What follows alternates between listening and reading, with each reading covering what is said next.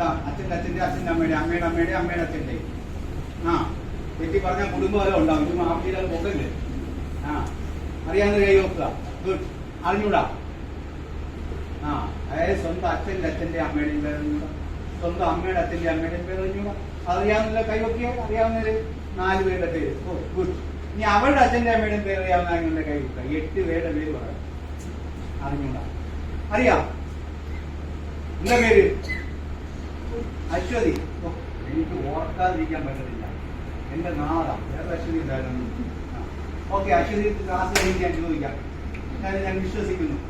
Okay, ബാക്കി ആർക്കും അറിഞ്ഞൂടല്ലോ. അതായത് സ്വന്തം അച്ഛൻ്റെ അച്ഛൻ്റെ അച്ഛൻ്റെ പേരറിഞ്ഞൂടാ, സ്വന്തം അച്ഛൻ്റെ അമ്മയുടെ അച്ഛൻ്റെ പേരറിഞ്ഞൂടാ. അതായത് 3ാമത്തെ തലമുറയെ പറ്റി ഒരു അറിവില്ല. ഇനി ഞാൻ പറയുന്ന അറിയാമെങ്കിൽ കൈവെക്കുക. രാഹുൽ ഗാന്ധി ഉണ്ട്. രാഹുൽ ഗാന്ധി അറിയാവുന്ന കൈവയ്ക്ക്. രാഹുൽ ഗാന്ധി. ആ ഗുഡ്. രാഹുൽ ഗാന്ധിയുടെ അച്ഛൻ്റെ പേരറിയാവും. എന്താണ്? രാജീവ് ഗാന്ധി. Very good. ഇനി രാഹുൽ ഗാന്ധി അച്ഛൻ്റെ അമ്മയുടെ പേരറിയാവും. ഇന്ദിരാഗാന്ധി. Very good. ഇനി രാഹുൽ ഗാന്ധി അച്ഛൻ്റെ അമ്മയുടെ അച്ഛൻ്റെ പേരറിയാവും. ഓ ജവഹർലാൽ നെഹ്റു. വണ്ടർഫുൾ. ഇനി രാഹുൽ ഗാന്ധിയുടെ അച്ഛൻ്റെ അമ്മയുടെ അച്ഛൻ്റെ അച്ഛൻ്റെ പേരറിയാവും. പറഞ്ഞോടാ. വാവ്. വല്ലവരുടെയൊക്കെ അച്ഛൻ്റെയും അച്ഛൻ്റെ അച്ഛൻ്റെയും അപ്പൂപ്പന്റെ വരെ പേരറിയാൻ സ്വന്തം കുടുംബത്തിലുള്ള പേരറിഞ്ഞു. എന്താ കാര്യം? പഠിക്കാനുണ്ടായിരുന്നു. എന്തുകൊണ്ട് പഠിച്ചു? അവരെല്ലാം മറ്റുള്ളവർക്ക് വേണ്ടി കൂടെ ജീവിച്ചു. അതുകൊണ്ടാണ്. തങ്ങൾ കുഞ്ഞു മുസ്ലിയാർ കേട്ടുണ്ടോ? ഇതിന്റെയൊക്കെ പൂർണ്ണ രൂപത്തിൽ കേൾക്കണം. കോൺഫിഡൻസിനെ പറ്റി ഒന്നും പറഞ്ഞില്ല, പോസിറ്റീവ് തിങ്കിങ്ങിനെ പറ്റി പറഞ്ഞില്ല, എഫക്റ്റീവ് കമ്മ്യൂണിക്കേഷനെ പറ്റി, ടൈം മാനേജ്മെന്റിനെ പറ്റി പറഞ്ഞില്ല. ഇപ്പം പിന്നെ എന്താ ചെയ്തതെന്ന് വെച്ച് കഴിഞ്ഞാൽ, കൃഷി ചെയ്യുന്നതിന് നമ്മൾ എന്താ ചെയ്യുന്നത്? നിലം വൃത്തിയാക്കും അല്ലേ? എന്നിട്ട് അതിൻ്റെ അകത്ത് എന്തെങ്കിലും ഇട്ടാലേ കിളിക്കും. റൈറ്റ്? അല്ലാതെ കൊണ്ടിട്ട് ഒരു കാര്യമില്ല. റൈറ്റ്? ടൈം മാനേജ് ചെയ്യാൻ അല്ലേ നമ്മുടെ പ്രോബ്ലമാണ് അല്ലേ? ഇവിടെ കൃത്യസമയത്തിന് എത്തുന്നവർ കൈ കിട്ടുക. കൃത്യസമയത്തിന് എത്തുന്നവർ ലേറ്റ് ആയിട്ട് വരുന്നത് കൈക്ക്. അവര് ലേറ്റ് ആയിട്ട് വന്നാലും കൃത്യമായിട്ടുള്ള ലേറ്റ് ആയിരിക്കും. അവരായിരിക്കും ഏറ്റവും അടുത്തെന്ന് വരുന്നവർ. മനസ്സിലായില്ലേ? ഈ ലേറ്റ് ആയിട്ട് വരുന്നവരായിരിക്കും ഏറ്റവും അടുത്തെന്നായിരിക്കും. എവിടുന്നാ വരുന്നേ? ഐറ്റിൽ. ഞാൻ പറഞ്ഞു. എവിടുന്നാ? ഗുണ്ടറ. പിന്നെ വേറെ ഏറ്റവും ദൂരം വരുന്ന കാട്ടി.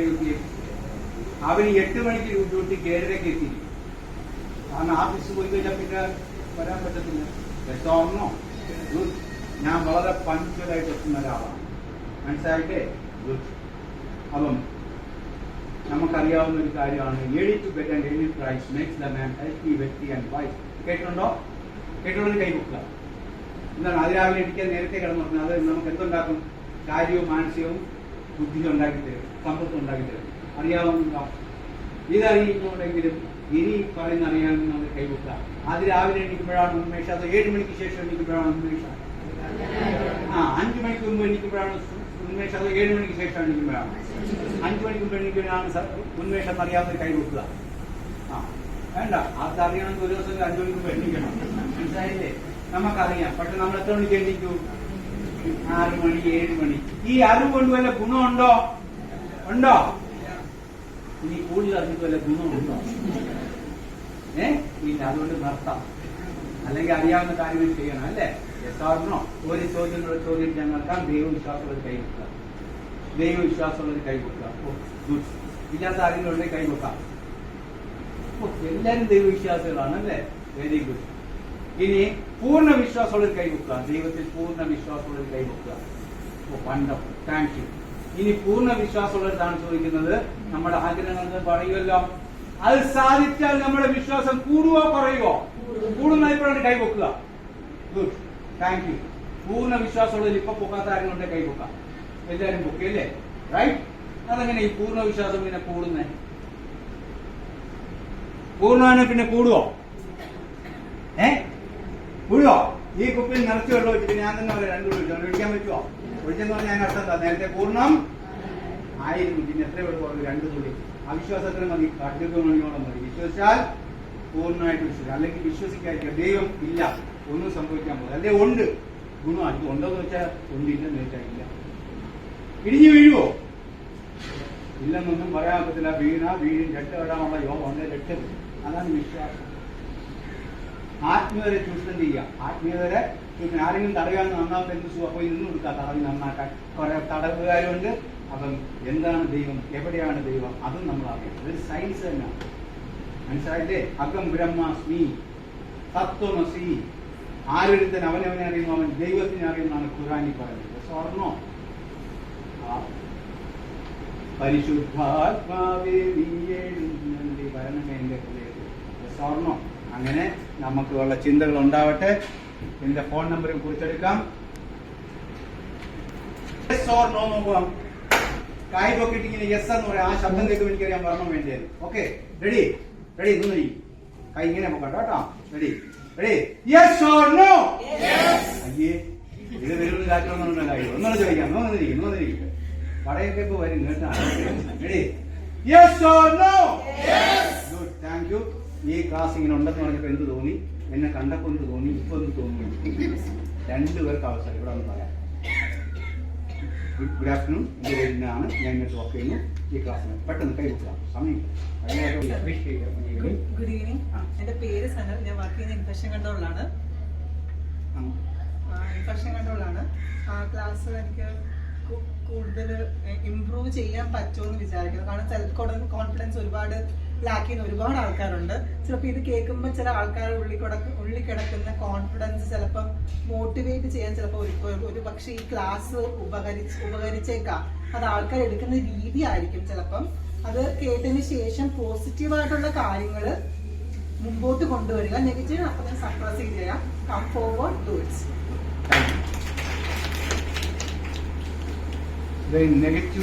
നെഗറ്റീവ് ചിന്തിക്കണോ? നെഗറ്റീവ് ചിന്തിക്കണം. Positive thinking is not the absence of negative thinking, overcoming negative thinking. Negative ചിന്തിക്കണം, എന്നാലും നമുക്ക് അനുസരിച്ച് പെരുമാറാൻ പറ്റും. ഓടി ഇറങ്ങിയ കാല് വെട്ടി വീഡിയോ ഒന്ന് ചിന്തിക്കണ്ടേ? അങ്ങനെ നമ്മൾ സൂക്ഷിച്ചു നടക്കും. എന്തിനാ കാറിൽ അടിക്കാൻ ടയർ വെച്ചേക്കുന്നത്? പഞ്ചറായാൽ എടുത്താൽ പോരെ? എസ്സാറിനോ ഇങ്ങനെ പോയാലും ചെയ്ത് എന്താവും? കട്ടപ്പോയാവും ചിന്തിക്കുന്നതാണ് പരിഹാരം കണ്ടെത്തുന്നത് അല്ലേ? എസ്സാറിനോ. അപ്പൊ അത് ചിന്തിക്കണമെന്നല്ല, അതിനെ ഫോളോ ചെയ്യാൻ പാടില്ല. അങ്ങനെയൊക്കെയുള്ള കാര്യങ്ങൾ പറഞ്ഞാൽ മാത്രമേ പൂർണ്ണമാവൂ. അതെല്ലാം സാധാരണക്കാർക്ക് മനസ്സിലാക്കി വളരെ ലളിതമായിട്ട് പറഞ്ഞു തരാൻ എനിക്ക് കഴിയും.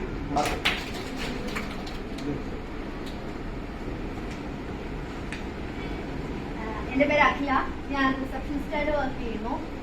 ശരിക്കും പറഞ്ഞാൽ ആദ്യം ഒരു ക്ലാസ് ഇങ്ങനെ അറേഞ്ച് ചെയ്യുന്നുണ്ടെന്ന് പറഞ്ഞപ്പം ഞാൻ അടക്കമുള്ളവർ ചിന്തിച്ചത് 2 മണിക്കാണ്. ആഹാരം കഴിച്ചിട്ടുള്ള ക്ലാസ് ആണ്. നമ്മളെല്ലാം ജോലിയിൽ എൻഗേജ്ഡ് ആയിട്ടിരിക്കുമ്പോൾ ഒരു പക്ഷേ നമുക്ക് ഉറക്കം വരത്തില്ല. സ്വാഭാവികമായിട്ട് ഞാൻ ചിന്തിച്ചു വന്നത് ഇവിടെ വന്നിരുന്ന് ഉറങ്ങുമല്ലോ, ഉറങ്ങുന്നത് പൊക്കുമല്ലോ, നാളക്കേടാവുമല്ലോ എന്ന് വിചാരിച്ചാ. പക്ഷേ ശരിക്കും മനസ്സിൽ നിന്ന് പറയുകയാണെന്നുണ്ടെങ്കിൽ നല്ല രീതിക്ക് സാറ് ക്ലാസ് നിർത്തുവാണ് എന്ന് പറഞ്ഞപ്പോഴാണ് ഞാൻ ഫോണിൽ ടൈം നോക്കിയപ്പോൾ 4 മണി. അത് 2 മണിക്കൂർ നമ്മളിവിടെ കഴിഞ്ഞു. ശരിക്കും അറിഞ്ഞേയില്ല.